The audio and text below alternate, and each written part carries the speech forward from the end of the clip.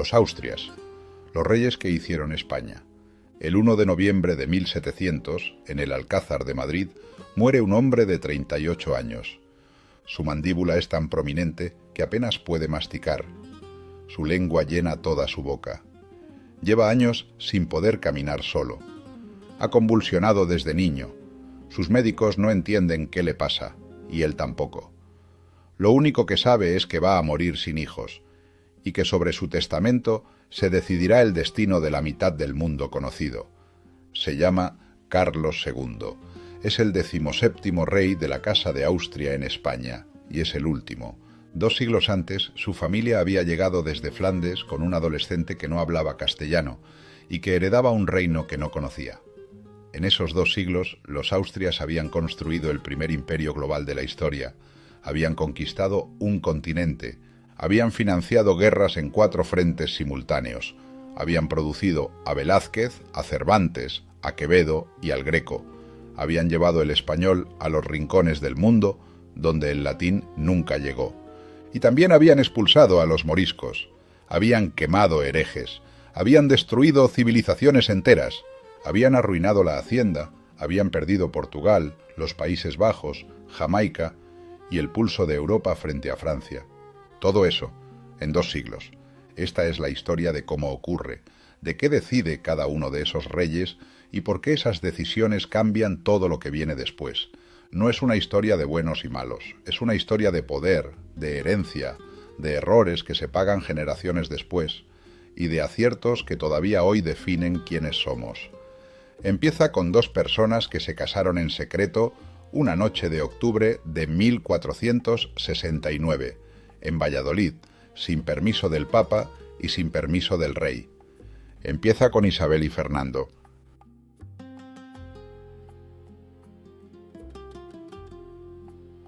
Isabel I y Fernando II, los reyes católicos. 19 de octubre de 1469, Valladolid. 2 adolescentes se casan en secreto.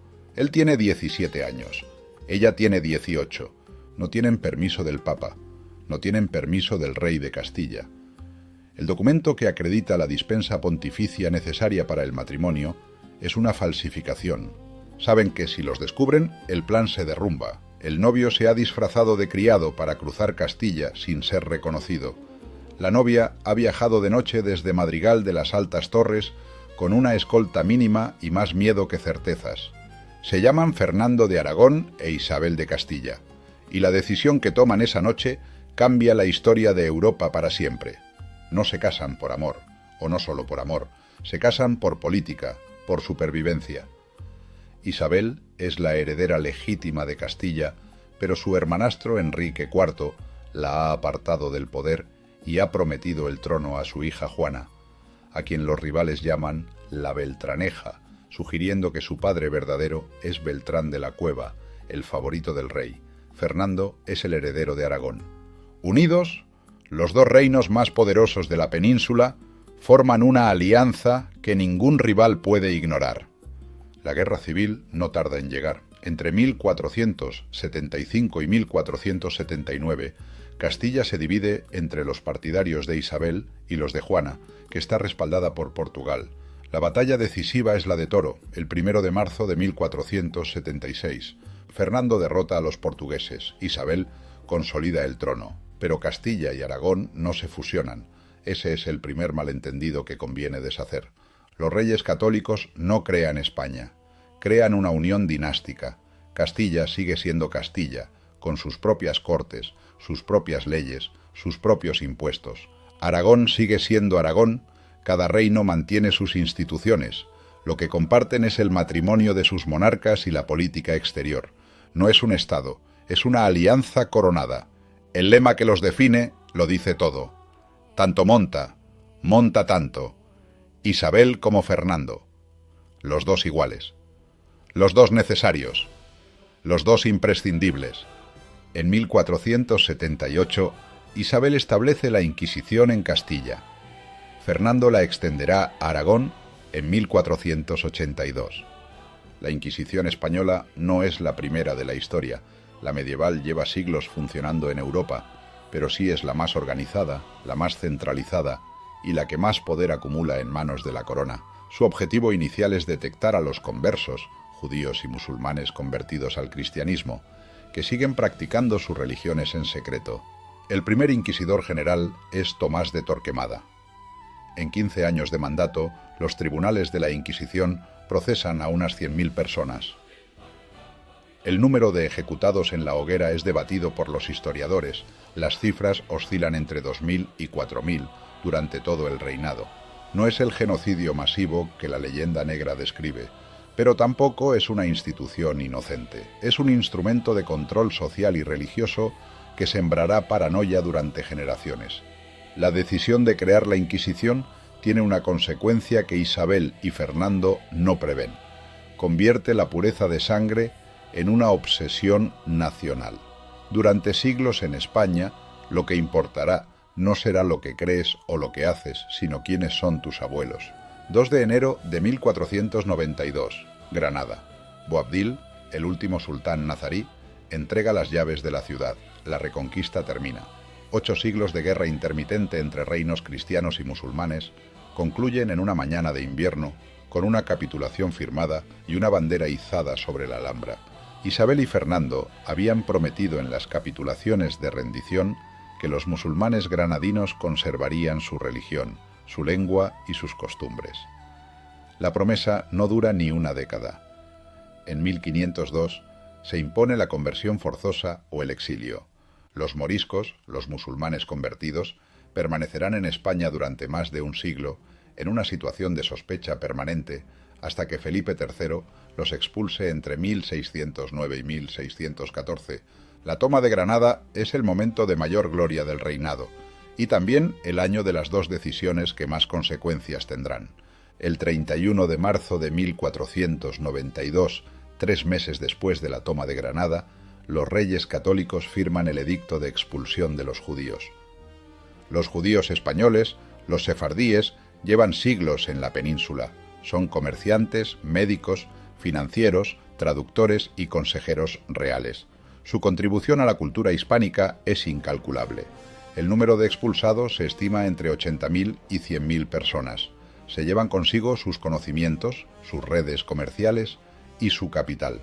España pierde en un decreto una de sus clases productoras más competentes. El impacto económico se notará durante décadas. La España, que podría haber desarrollado un capitalismo comercial temprano, como Holanda, como Inglaterra, elige en cambio la pureza de sangre sobre la productividad. Los sefardíes se dispersan por el Mediterráneo, se instalan en el Imperio Otomano, en los Países Bajos, en Italia y en el norte de África.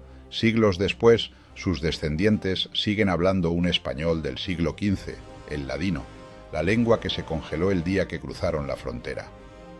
El 3 de agosto de 1492, 4 meses después del edicto de expulsión, Cristóbal Colón zarpa del puerto de Palos con 3 carabelas y 87 hombres.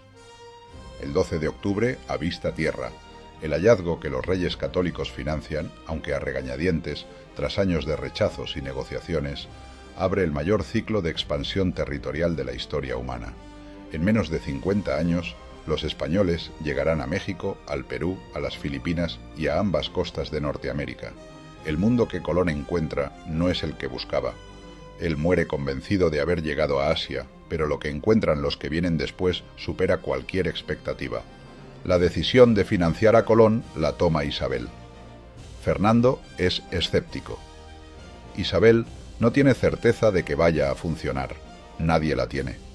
Pero calcula que el riesgo merece la apuesta. El costo del viaje es equivalente a los ingresos de la corona durante unas pocas semanas. La rentabilidad es infinita. Los reyes católicos no solo conquistan, también construyen el Estado. Crean la Santa Hermandad, una policía rural que lleva el orden a los caminos de Castilla por primera vez en siglos. Establecen el Consejo Real como órgano de gobierno central. Imponen el corregidor, el representante directo del rey, en cada ciudad importante, y reducen el poder de la nobleza sin eliminarlo. Los grandes de Castilla conservan sus títulos y sus tierras, pero pierden la capacidad de hacer la guerra por su cuenta. El cardenal Cisneros, Francisco Jiménez de Cisneros, arzobispo de Toledo y confesor de Isabel, Es la tercera figura del reinado que nadie menciona. Reforma la Iglesia española antes de que Lutero la obligue a reformarse. Crea la Universidad de Alcalá. Financia la edición de la Biblia Políglota Complutense, el texto bíblico en 4 lenguas simultáneas, hebreo, griego, arameo y latín, que es una de las grandes obras del humanismo europeo. La España de los Reyes Católicos es, al mismo tiempo, medieval y renacentista. Quema herejes y patrocina humanistas. Expulsa judíos y encarga Biblias políglota. Es el país más poderoso del mundo y el que más contradicciones acumula en una sola generación. Isabel muere el 26 de noviembre de 1504. Tiene 53 años. En su testamento deja instrucciones precisas sobre el trato que deben recibir los indios de las Indias, que no se les haga mal ni daño en sus personas ni bienes, que se les trate bien y justamente. Es la primera vez en la historia que una corona europea reconoce derechos formales a los pueblos conquistados. La instrucción no se cumplirá, pero sienta el precedente que dará lugar a las leyes de Burgos de 1512 y más tarde a las leyes nuevas de 1542. Fernando sobrevive a Isabel 12 años, conquista Nápoles, incorpora Navarra a la corona, dirige la política exterior española con una frialdad y una eficacia que Maquiavelo admira explícitamente. El príncipe tiene a Fernando en mente cuando describe al gobernante ideal. Fernando muere el 23 de enero de 1516 en Madrigalejo, un pueblo de Extremadura, camino de Sevilla. Tiene 63 años. Deja un reino que no existía cuando nació, no España todavía, pero sí la estructura sobre la que España se construirá. Un ejército profesional, los tercios, una administración centralizada, un imperio que acaba de empezar, y una hija que ha heredado Castilla y que está encerrándose en el silencio.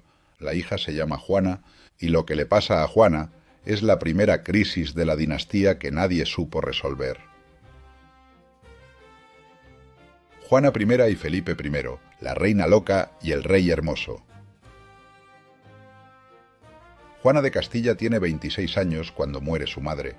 Ha pasado la mayor parte de su vida adulta en Flandes, lejos de España, casada con Felipe de Habsburgo, archiduque de Austria, duque de Borgoña, hijo del emperador del Sacro Imperio, un hombre al que sus contemporáneos llaman el hermoso sin ironía. Es alto, rubio, apuesto y completamente irresponsable.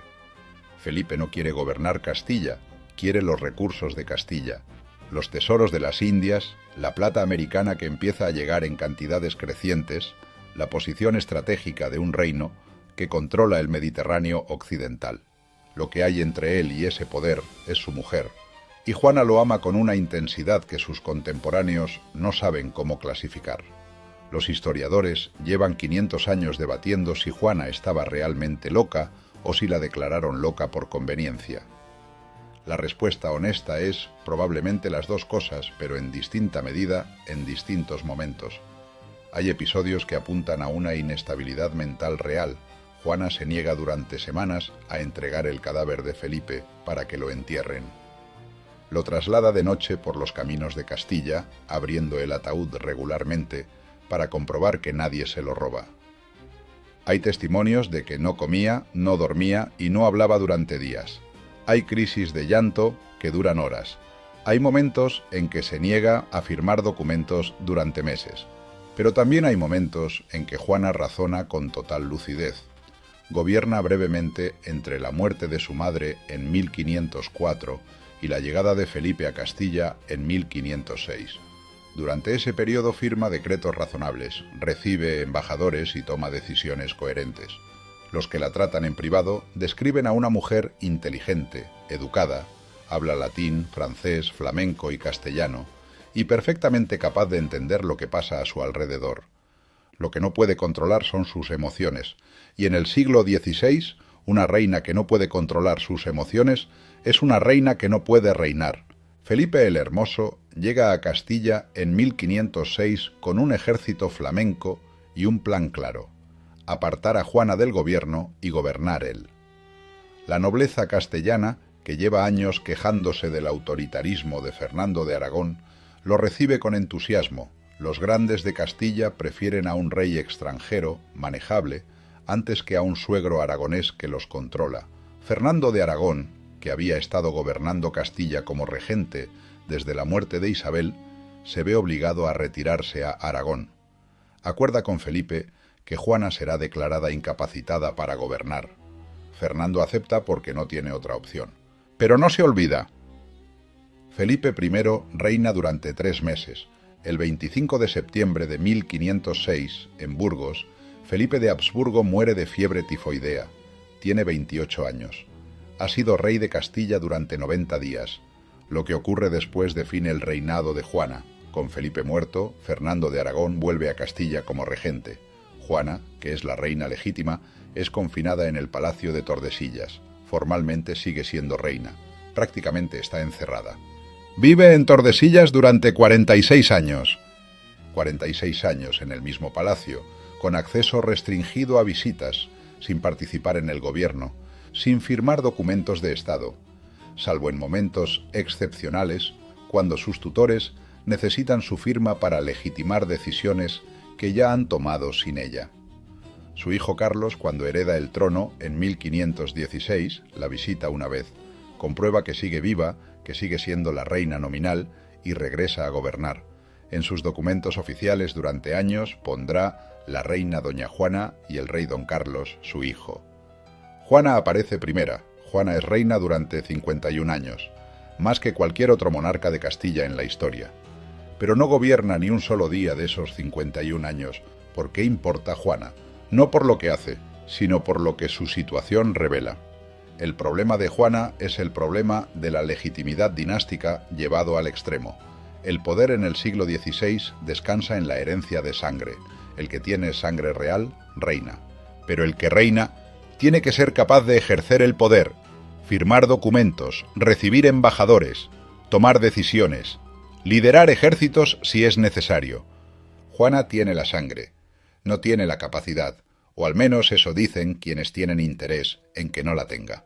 La solución que encuentran, encerrarla en Tordesillas mientras la nominan reina en los papeles, es un compromiso incómodo que nadie está dispuesto a resolver limpiamente. Nadie la destituye formalmente, porque eso significaría admitir que la legitimidad dinástica puede cuestionarse. Nadie la deja gobernar, porque eso significaría asumir las consecuencias de sus crisis. La tienen ahí, guardada, como un seguro de legitimidad que se usa solo cuando conviene. En 1520, mientras su hijo Carlos I está fuera de España negociando su coronación como emperador, Castilla se subleva. Es la revuelta de los comuneros.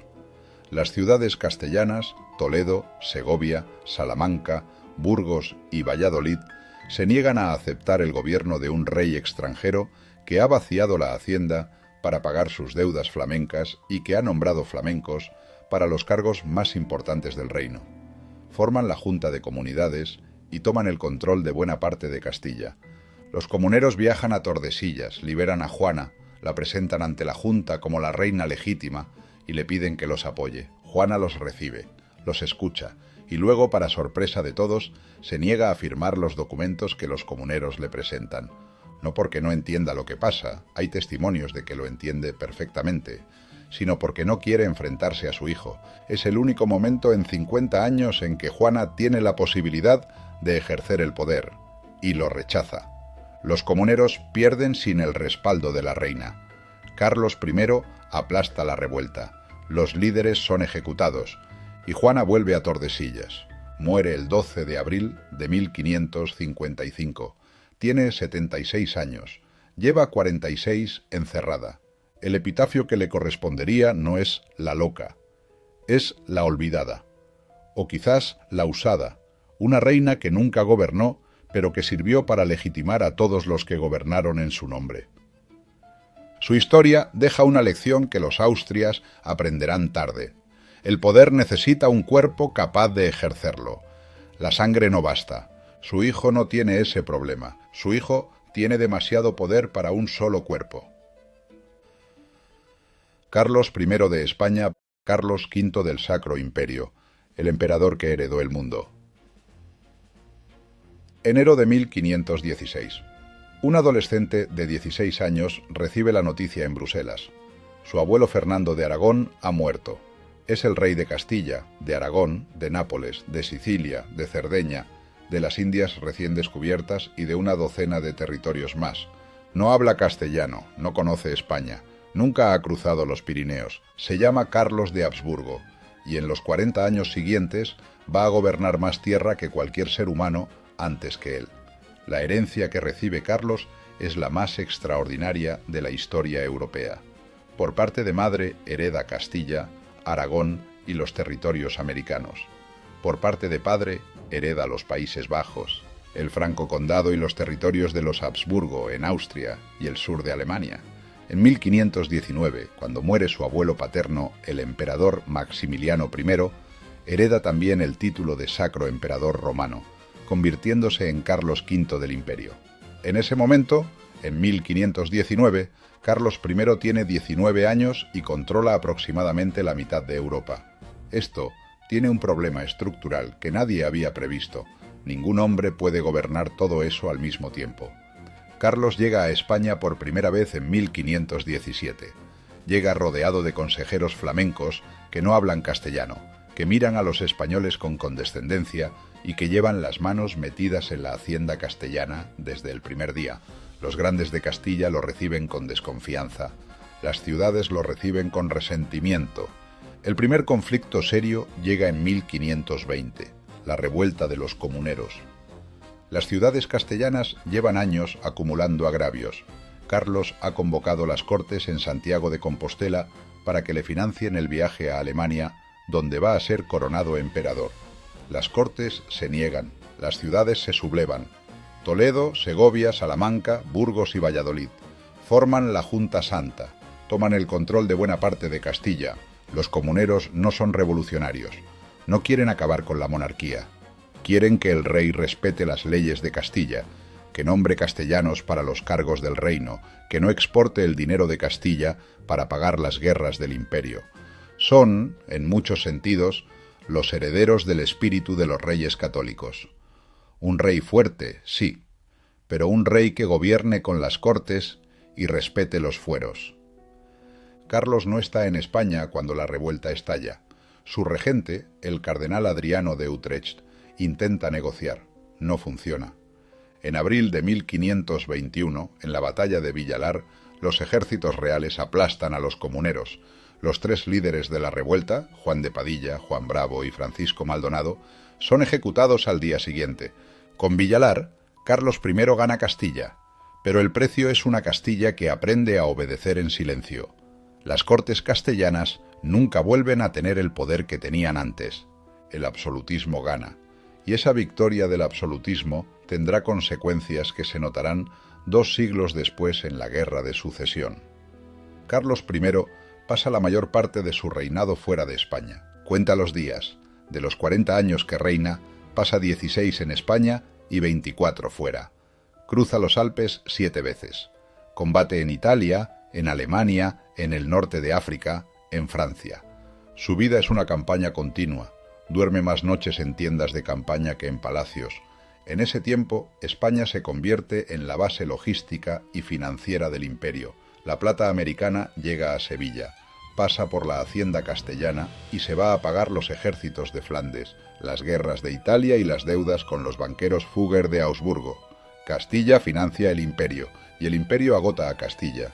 Los grandes frentes de Carlos I son 4. El primero es Francia. Francisco I de Francia y Carlos V son rivales personales y geopolíticos durante 30 años. Francia está rodeada por territorios Habsburgo, España al sur, el Imperio al este, los Países Bajos al norte, y Francisco primero pasa su reinado intentando romper ese cerco. Las guerras de Italia entre 1521 y 1559 son en buena parte el escenario de ese enfrentamiento.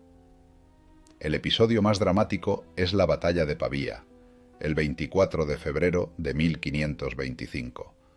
Los tercios españoles destruyen el ejército francés y capturan al rey Francisco I en persona.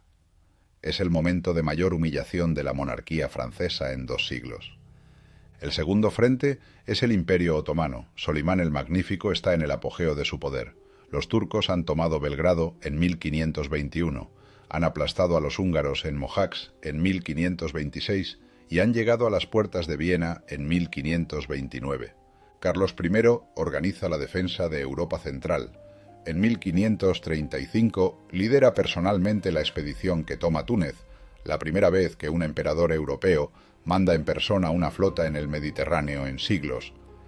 El tercer frente es el protestantismo. Martín Lutero clava sus 95 tesis en Wittenberg en 1517, el mismo año en que Carlos llega a España. En pocos años, media Alemania es protestante. Carlos convoca la Dieta de Worms en 1521 y cita a Lutero para que se retracte. Lutero se niega. Carlos lo condena como hereje, pero no puede ejecutarlo. Los príncipes alemanes que lo protegen son demasiado poderosos. Durante 40 años, Carlos I intentará por todos los medios, militares, diplomáticos y teológicos, mantener la unidad religiosa del imperio. No lo conseguirá. En 1555, la paz de Augsburgo reconoce el derecho de cada príncipe alemán a elegir la religión de su territorio. Es la derrota definitiva de la unidad religiosa imperial. El cuarto frente es América. En los años de Carlos I, la conquista española alcanza su máxima extensión. Hernán Cortés toma Tenochtitlán en 1521. Francisco Pizarro conquista el Imperio Inca entre 1532 y 1536. Sebastián Elcano completa la primera vuelta al mundo en 1522. Había salido con Magallanes, que muere en Filipinas. Elcano llega a Sevilla con 18 supervivientes de los 247 que partieron. Carlos I no planifica la conquista de América. La conquista avanza por su propia inercia, financiada por los propios conquistadores, con resultados que el rey contempla desde lejos con una mezcla de orgullo y perplejidad. El debate sobre América empieza durante su reinado. En 1550, en Valladolid, se celebra la famosa controversia entre Bartolomé de las Casas y Juan Ginés de Sepúlveda. El tema es si los indios son seres humanos plenos con derechos o si son naturalmente inferiores y pueden ser sometidos por la fuerza. Las Casas, dominico, ha pasado décadas en América documentando los abusos de los conquistadores. Su brevísima relación de la destrucción de las Indias es el texto más incómodo del siglo XVI español. Defiende que los indios son hombres como cualquier otro, que la conquista por la fuerza es ilegítima y que los españoles deben ser evangelizadores, no esclavistas. Sepúlveda defiende la guerra justa.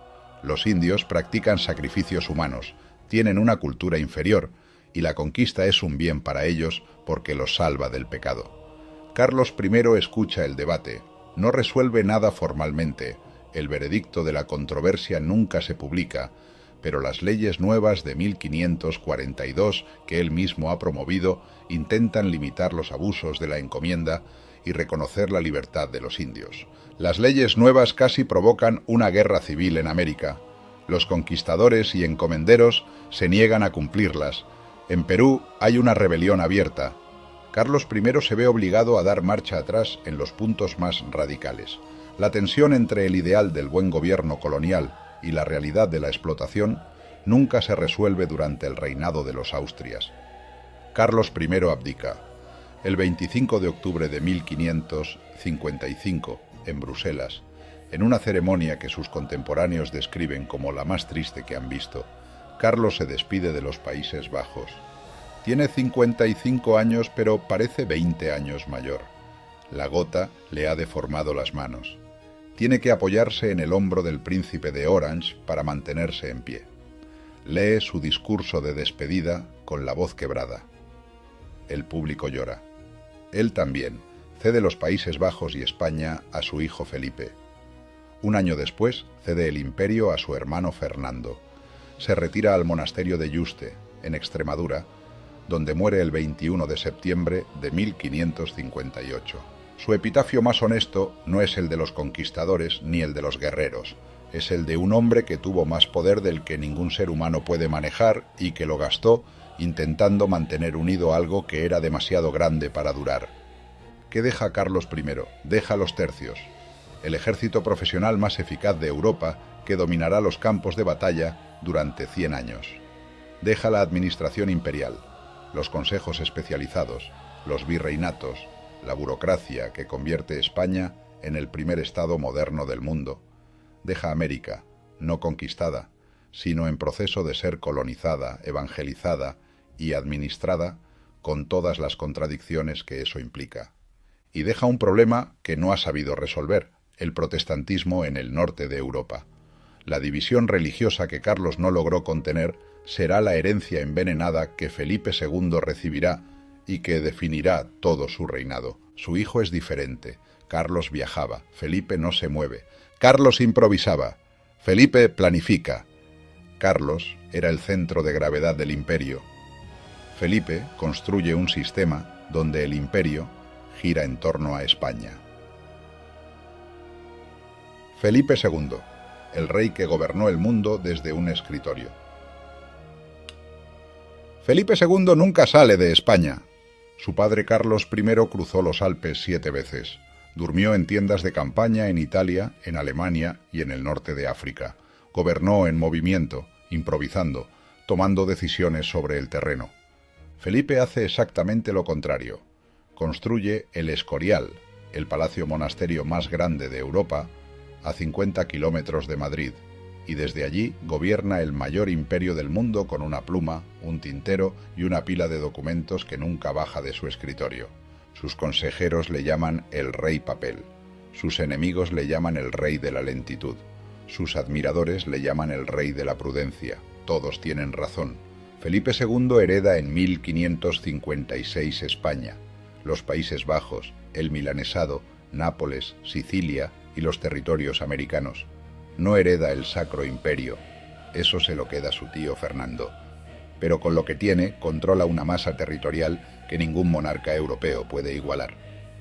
Su carácter es el opuesto al de su padre. Carlos I era expansivo, impulsivo, personal. Felipe II es reservado, metódico y desconfiado. No confía en nadie completamente, ni en sus secretarios, ni en sus consejeros, ni en sus propios hijos. Lee personalmente todos los documentos importantes. Escribe anotaciones al margen con su letra pequeña y apretada. Cuando algo no le gusta, lo devuelve con una sola palabra: no. Gobierna España durante 42 años. Es, por tiempo de reinado efectivo, el monarca más importante de la historia española. El primer gran desafío de Felipe II son los Países Bajos. Los Países Bajos son el territorio más rico del imperio. Amberes es el centro financiero de Europa. Las provincias flamencas y holandesas generan más ingresos que toda Castilla, pero también son el territorio más conflictivo. El protestantismo ha arraigado profundamente, especialmente en el norte. La nobleza local lleva años resistiendo la centralización impuesta por los Habsburgo, y Felipe II, que ha heredado la obsesión de su padre por la unidad religiosa, está dispuesto a usar la fuerza. En 1567 envía al duque de Alba a los Países Bajos con un ejército y un mandato claro: acabar con la herejía y restablecer el orden. El duque de Alba es un militar extraordinario y un político desastroso. El Tribunal de los Tumultos, al que los flamencos llaman el Tribunal de la Sangre, ejecuta a miles de personas, entre ellas a los condes de Egmond y de Hoorn, los nobles más populares de los Países Bajos. La brutalidad de la represión convierte una rebelión controlable en una guerra de independencia. Durante 80 años, la llamada Guerra de los 80 años, los Países Bajos combaten contra España. Felipe II no verá el final, sus sucesores tampoco. La guerra termina en 1648 con el Tratado de Westfalia reconociendo la independencia de las Provincias Unidas. Holanda nace del error de Felipe II. El año de 1571 es el de la mayor victoria naval de Felipe II, y también el de la derrota que más le duele personalmente. El 7 de octubre de 1571, en el Golfo de Lepanto, frente a las costas griegas, una flota de la Liga Santa, España, Venecia y el Papado, se enfrenta a la armada otomana. La batalla es la mayor confrontación naval del siglo XVI. participan más de 400 naves y más de 150.000 hombres. La flota cristiana, mandada por Juan de Austria, hermano bastardo de Felipe II, destruye la armada otomana. De 280 galeras turcas, 117 son hundidas y 117 capturadas. Los turcos pierden 30.000 hombres, los cristianos 8.000. Entre los heridos del lado cristiano hay un soldado español de 24 años que pierde el uso de la mano izquierda. Se llama Miguel de Cervantes. Años después escribirá que Lepanto fue la más alta ocasión que vieron los siglos pasados, los presentes, ni esperan ver los venideros. Lepanto detiene el avance otomano en el Mediterráneo occidental, pero no destruye el poder turco. Solimán había muerto en 1566, pero el Imperio Otomano reconstruye su flota en menos de 2 años. El Mediterráneo sigue siendo un espacio disputado. La derrota que duele es otra. En ese mismo año, 1571, Felipe II ordena la ejecución de su propio hijo, el príncipe Carlos. Don Carlos, el heredero, es un joven inestable, violento e impredecible. Ha intentado fugarse varias veces. Se dice que ha contactado con los rebeldes flamencos. Sea cierto o no, Felipe II lo manda detener en enero de 1568. Don Carlos muere en julio, en arresto domiciliario. Tiene 23 años. Felipe no da explicaciones, nunca da explicaciones, pero la muerte de su hijo alimenta décadas de rumores y leyendas negras sobre su crueldad. En 1580 Felipe II hereda Portugal. El rey Sebastián I de Portugal muere en la batalla de Alcazarquivir, en Marruecos, en 1578. No deja herederos. Le sucede el cardenal Enrique I, que muere 2 años después sin descendencia. Felipe II es el pariente más cercano, con más opciones. Los portugueses tienen otros candidatos. El prior de Crato es el más popular, pero Felipe tiene los mejores argumentos. El dinero para comprar voluntades y el ejército del duque de Alba para persuadir al resto. En 1580, España y Portugal se unen bajo la misma corona. No se fusionan. Portugal mantiene sus leyes, sus instituciones, su administración colonial, pero por primera vez en la historia, la península ibérica entera está bajo un mismo rey. Y con Portugal llegan las rutas comerciales portuguesas, Brasil, África, la India y las especias. El Imperio español alcanza en ese momento su máxima extensión. Felipe II controla literalmente 1/3 del planeta. Dura 60 años. En 1640, Portugal se independiza. El gran fracaso de Felipe II es la Armada Invencible. En 1588, Felipe organiza la mayor flota que ha navegado en la historia europea. 130 barcos, 27.000 soldados y marineros. El objetivo de invadir Inglaterra y derrocar a Isabel I. Los motivos son múltiples. Inglaterra apoya a los rebeldes flamencos. Los corsarios ingleses, Drake, Hawkins, llevan décadas saqueando los galeones españoles en el Atlántico. Isabel I ha ejecutado a María Estuardo, reina católica de Escocia, y Felipe II lleva años convencido de que si cae Inglaterra, el protestantismo europeo se derrumba. La armada zarpa en mayo. En agosto, la combinación de las naves inglesas, más rápidas, mejor artilladas, mejor mandadas, y las tormentas del Canal de la Mancha, destruye la flota española. De los 130 barcos, regresan 67. Mueren entre 10.000 y 20.000 hombres. La derrota no destruye el poder naval español. España reconstruye su flota y sigue dominando el Atlántico durante décadas, pero rompe la imagen de invencibilidad. El imperio tiene límites, y todo el mundo lo ha visto. Felipe II recibe la noticia de la derrota en el Escorial. Lee el informe, lo devuelve a su secretario y dice, o así lo cuenta la leyenda, «Yo mandé mi flota contra los hombres, no contra el viento y el mar». Los últimos años de Felipe II son los años de El Escorial. El monasterio palacio, que construye en las faldas de la Sierra de Guadarrama, es la obra más ambiciosa de la arquitectura española del siglo XVI. Empieza a construirse en 1563. Se termina en 1584. Contiene un palacio real, un monasterio jerónimo, una basílica, una biblioteca con 40.000 volúmenes y el panteón donde descansan todos los reyes de España desde Carlos I. Es también, en cierto sentido, la autobiografía arquitectónica de Felipe II, austero, colosal, sin ornamentos superfluos, con un orden y una geometría que no deja nada al azar.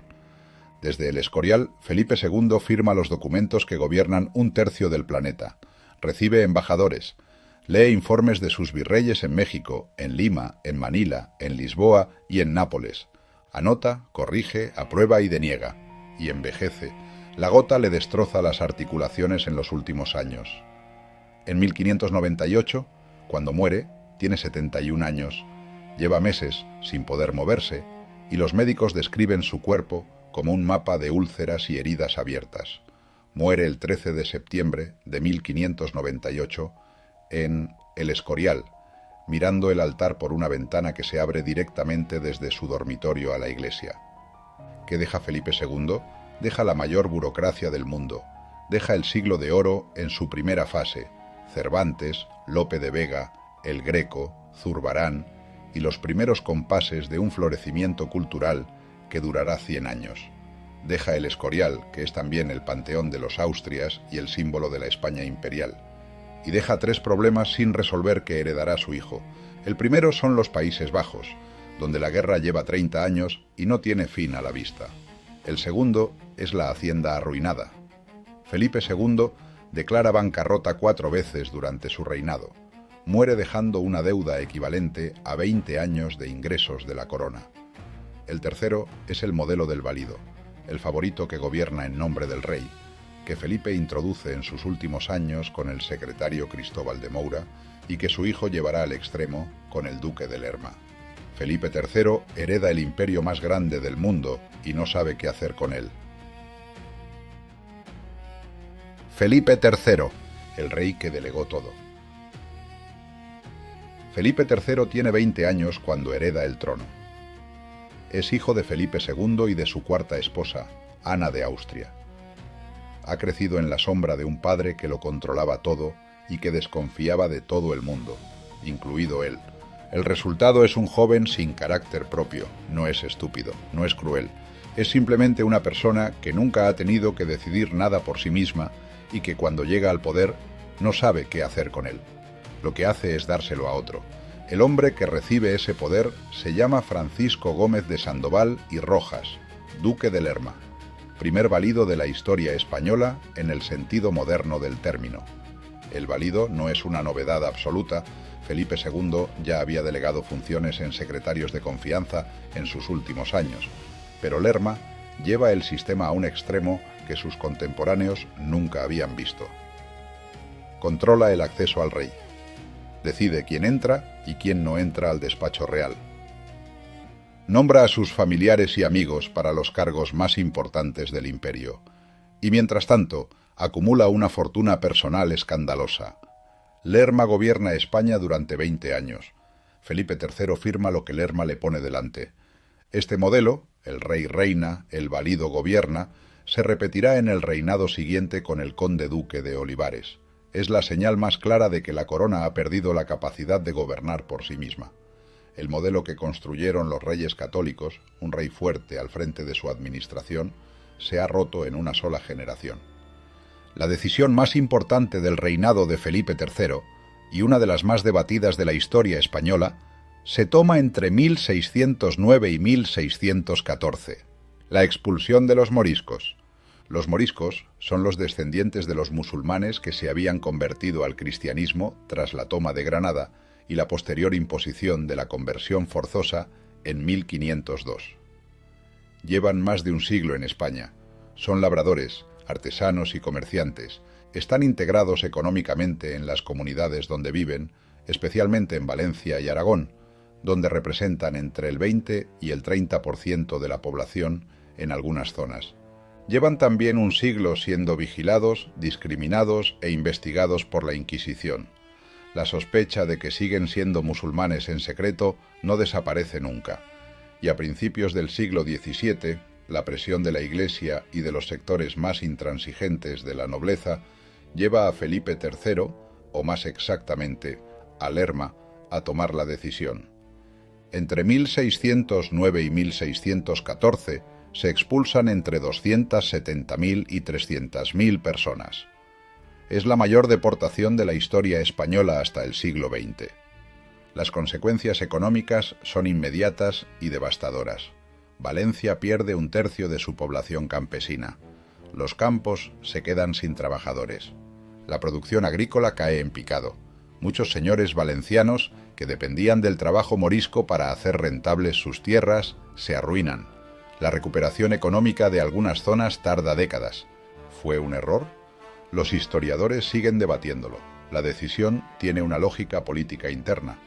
La cohesión religiosa del reino, el miedo a una quinta columna en tiempos de tensión con el Imperio Otomano. Pero el coste económico y humano es enorme. España expulsa por segunda vez en un siglo a una de sus comunidades productoras más eficientes. En el frente exterior, Felipe III hace algo que su padre no consiguió hacer. Para las guerras. En 1604 firma la paz con Inglaterra. En 1609 firma la tregua de los 12 años con las Provincias Unidas, los rebeldes holandeses. Es la primera vez que España reconoce de facto la existencia de un Estado holandés independiente, aunque formalmente solo sea un armisticio. Estas paces no son victorias, son admisiones de que España no puede ganar. La hacienda está agotada. Los tercios llevan décadas combatiendo. El dinero americano llega a Sevilla y sale directamente hacia los banqueros de Génova y Augsburgo para pagar deudas vencidas. Lerma vende la paz como un triunfo diplomático. En realidad, es el reconocimiento de los límites del imperio. La tregua de los 12 años vence en 1621. Felipe III no llega a ver su resolución. Le sucede su hijo. Y su hijo decide no renovarla. Felipe III muere el 31 de marzo de 1621. Tiene 42 años. Su reinado tiene una paradoja difícil de ignorar. En los años en que España tiene más recursos que nunca, la plata americana llega en cantidades récord. Durante el primer cuarto del siglo XVII, el imperio empieza a tambalearse, no por falta de dinero, sino por falta de dirección. El dinero que llega de América no construye una economía, paga deudas, financia guerras y engorda a los intermediarios financieros. La inflación devora los salarios. Las manufacturas castellanas no pueden competir con los productos importados de Flandes e Inglaterra porque el dinero americano ha encarecido todo. Felipe III no crea estos problemas, los hereda, pero tampoco los resuelve. Los deja para el siguiente. Y el siguiente es el rey que más conscientemente intenta salvar el imperio y que más ayuda a hundirlo. Felipe IV, el rey del siglo de oro y del derrumbe. Felipe IV tiene 16 años cuando hereda el trono. Es alto, rubio, de mandíbula prominente, el rasgo Habsburgo que se irá acentuando en cada generación. Le gustan el teatro, la pintura, la caza y las mujeres. Es el monarca más culto de Europa en su tiempo y el que preside el mayor desastre geopolítico de la historia española. Velázquez es su pintor de cámara. Lope de Vega estrena sus obras en Madrid. Quevedo y Góngora se insultan en verso en las tertulias de la capital. Y Calderón de la Barca escribe para el Teatro del Buen Retiro. Mientras el imperio se desmorona en los campos de batalla de Flandes, en los puertos de Portugal y en los mares del Caribe, Felipe IV financia el siglo de oro con una generosidad que ningún otro rey europeo igualará. No es que no sepa lo que pasa, es que lo sabe y no puede hacer nada. El hombre que intenta hacer algo se llama Gaspar de Guzmán, conde duque de Olivares, valido de Felipe IV durante 22 años. Olivares es todo lo que Lerma no era. Lerma gobernaba para enriquecerse. Olivares gobierna para salvar el imperio. Trabaja 16 horas diarias. Lee todos los informes. Diseña reformas estructurales que anticipan en 100 años lo que los Borbones harán después. Es brillante, obsesivo y catastrófico. Su gran proyecto se llama la Unión de Armas. La idea es sencilla. El imperio no puede seguir siendo financiado solo por Castilla. Los demás reinos, Aragón, Cataluña, Valencia, Portugal y Nápoles, tienen que contribuir proporcionalmente a los gastos de defensa. Todos los súbditos del rey, independientemente del reino donde vivan, tienen que ser soldados del imperio. El problema es que esos reinos tienen fueros, tienen leyes propias, y sus leyes dicen que no pueden ser obligados a combatir fuera de sus fronteras ni a pagar impuestos que sus cortes no hayan aprobado. Olivares no acepta ese límite, y esa negativa a aceptarlo desencadena la crisis más grave del reinado. El año 1640 es el año en que el imperio se rompe. En enero, Portugal se subleva. El duque de Braganza es proclamado rey con el nombre de João IV. La unión de 60 años entre España y Portugal llega a su fin. Felipe IV enviará ejércitos a reconquistar Portugal durante 20 años. No lo conseguirá. En 1668 es su hijo Carlos II quien reconoce formalmente la independencia portuguesa. En junio del mismo año, 1640, Cataluña se subleva. Es el Corpus de Sangre, una revuelta campesina que empieza en Barcelona el 7 de junio y que acaba con el virrey real asesinado y arrastrado por las calles. Cataluña se pone bajo la protección del rey de Francia. La Guerra del Segadors dura 12 años. En 1652, Felipe IV recupera Barcelona, pero el Rosellón y la Cerdaña, los territorios catalanes al norte de los Pirineos, quedan en manos de Francia por el Tratado de los Pirineos de 1659. El mismo año que Cataluña se subleva, el conde duque de Olivares intenta aplicar la unión de armas en Aragón y Valencia. La resistencia es inmediata. En Nápoles y Sicilia hay también levantamientos antiespañoles en 1647. El imperio no se desintegra. Los ejércitos de Felipe IV sofocan la mayoría de las revueltas. Pero la idea de que el poder de la corona es incontestable se ha roto para siempre. Olivares cae en enero de 1643. Felipe IV lo destierra. El valido muere 2 años después, convencido de haber fracasado en todo lo que intentó. En el exterior, la situación no es mejor. España lleva décadas combatiendo en la Guerra de los 30 años, el conflicto que enfrenta a las potencias protestantes y católicas de Europa entre 1618 y 1648. Los tercios españoles siguen siendo los mejores soldados del mundo, pero Francia ha entrado en la guerra del lado protestante en 1635 y el equilibrio se ha roto. El 19 de mayo de 1643, en la batalla de Rocroi, el ejército francés al mando del duque de Enghien destruye el tercio español de infantería. Mueren 8.000 soldados españoles de los 12.000 que forman el tercio.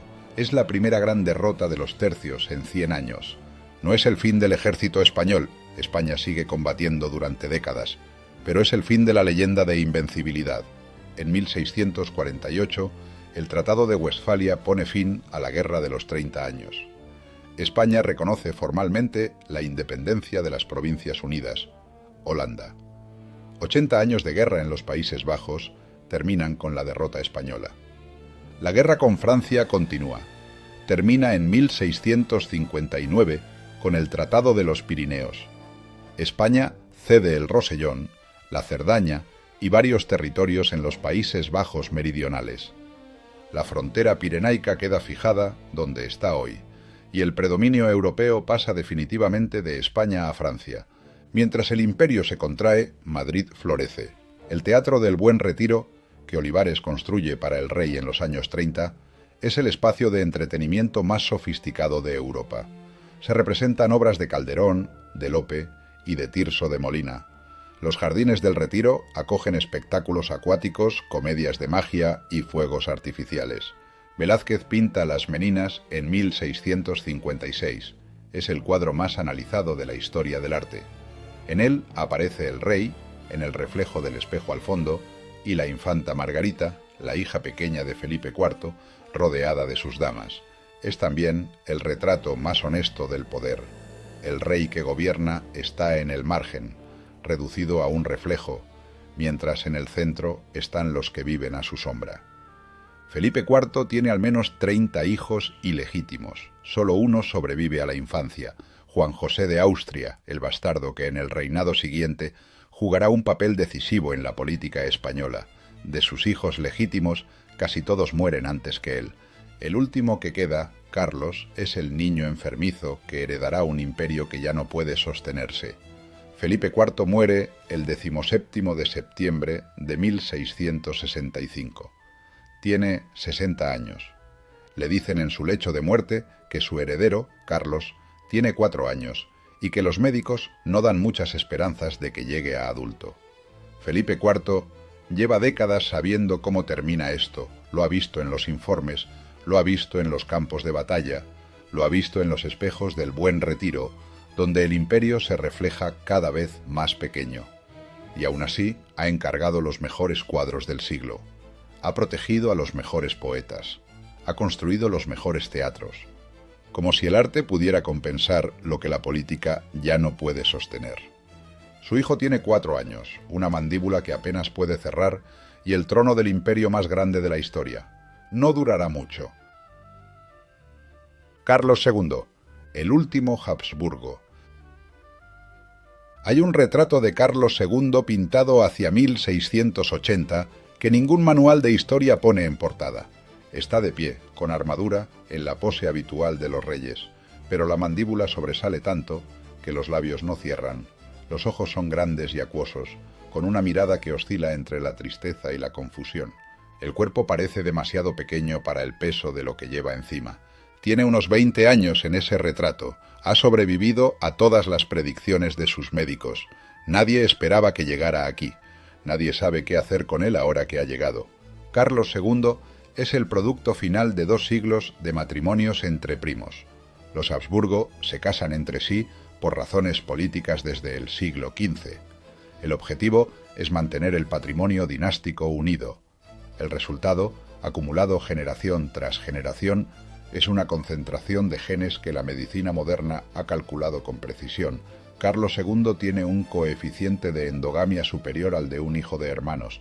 Sus 16 tatarabuelos se reducen, por la repetición de los mismos individuos, a 9 personas distintas. Las consecuencias son visibles desde su nacimiento. El prognatismo, la mandíbula prominente, el rasgo Habsburgo, ha alcanzado en él un extremo que lo incapacita para masticar. Come solo alimentos blandos. Tiene convulsiones. Camina tarde, habla tarde y aprende a leer tarde. Sus médicos discuten si está loco o simplemente enfermo. La respuesta es que está las 2 cosas y que una de ellas ha causado la otra. Hereda el trono con 4 años. Su madre, Mariana de Austria, actúa como regente. El valido es el padre Nithard, el confesor austriaco de la reina, un jesuita alemán que no habla castellano y que gobierna España sin haber pisado España antes de llegar con la reina. La nobleza española lo desprecia. Juan José de Austria, el bastardo de Felipe IV, lo expulsa del poder en 1669. Carlos II asume el gobierno nominal en 1675, cuando cumple 14 años. En los hechos, el poder lo ejercen una sucesión de validos, de reinas consortes y de facciones nobiliarias que se disputan el acceso a un rey incapaz de tomar decisiones por sí mismo.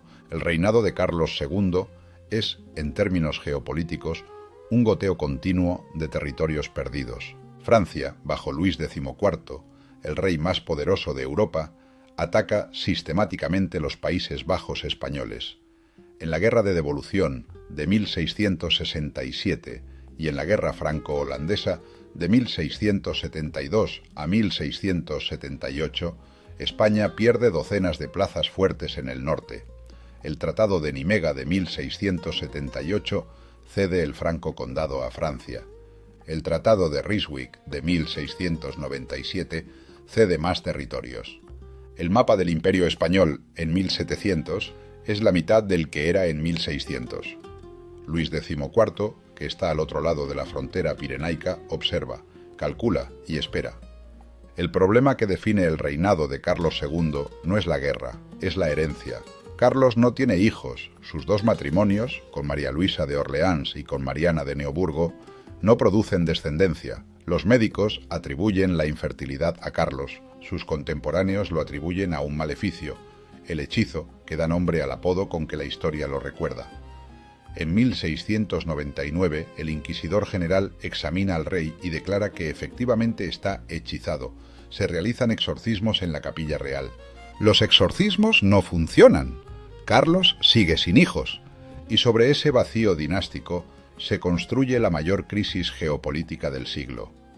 ¿Quién hereda el trono de España cuando Carlos muera? Hay dos candidatos principales, Felipe de Anjou, nieto de Luis XIV de Francia, y de la infanta María Teresa, hija de Felipe IV, y el archiduque Carlos de Austria, hijo del emperador Leopoldo I y de la infanta Margarita Teresa, también hija de Felipe IV. Los dos tienen sangre española por línea directa. Los dos tienen apoyos entre las potencias europeas. Francia apoya a Felipe de Anjou. El imperio y las potencias protestantes apoyan al archiduque Carlos. Inglaterra y Holanda, que no quieren que ninguna potencia controle España, negocian tratados de partición que nadie respeta. Carlos II pasa los últimos años de su vida siendo presionado por todas las facciones para que firme un testamento que favorezca a su candidato. Los embajadores extranjeros en Madrid describen una corte paralizada, llena de intrigas, donde el rey apenas puede levantarse de la cama y donde cada noble tiene a alguien al oído diciéndole lo que tiene que decidir. Al final, Carlos decide solo. En septiembre de 1700, 2 meses antes de su muerte, firma el testamento.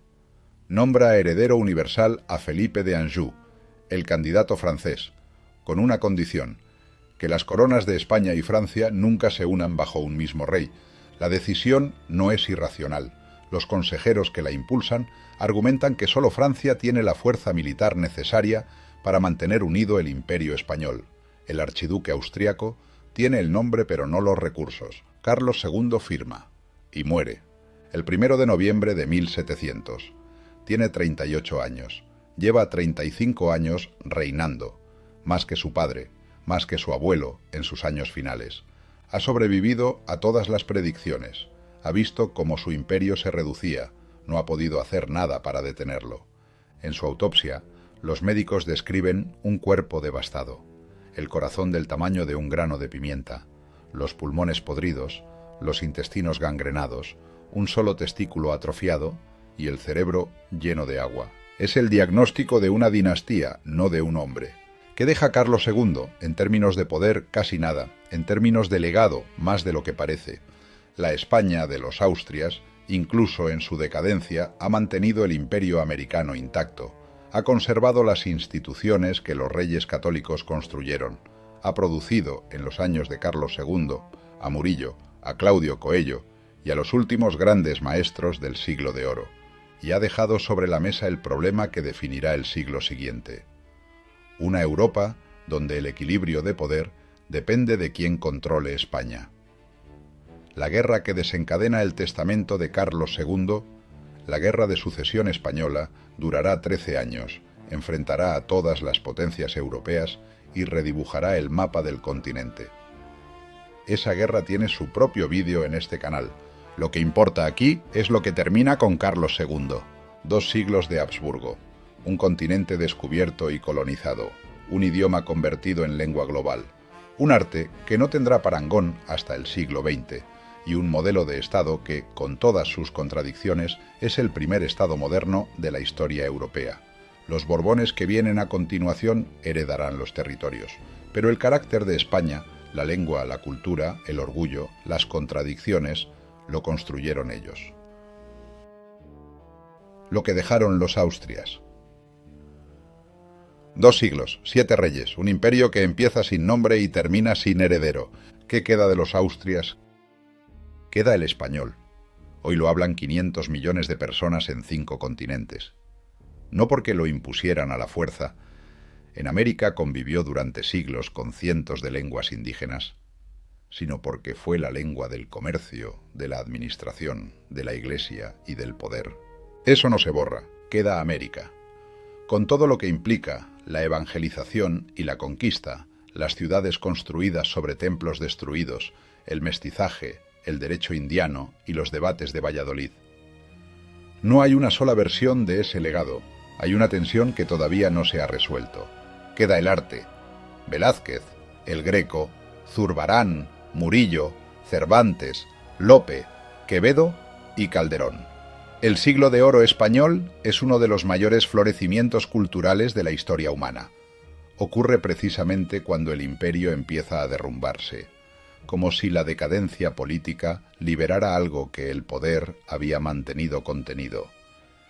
Y queda una lección que los propios Austrias no supieron leer. El poder no se hereda, se ejerce. Una dinastía que se cierra sobre sí misma, que se casa con sus primas, que confía solo en sus validos, que convierte la pureza de sangre en obsesión, acaba produciendo a Carlos II, un hombre que tiene todo el poder del mundo y no puede masticar. Los Borbones que vienen después lo saben, por eso cambian casi todo, pero esa es otra.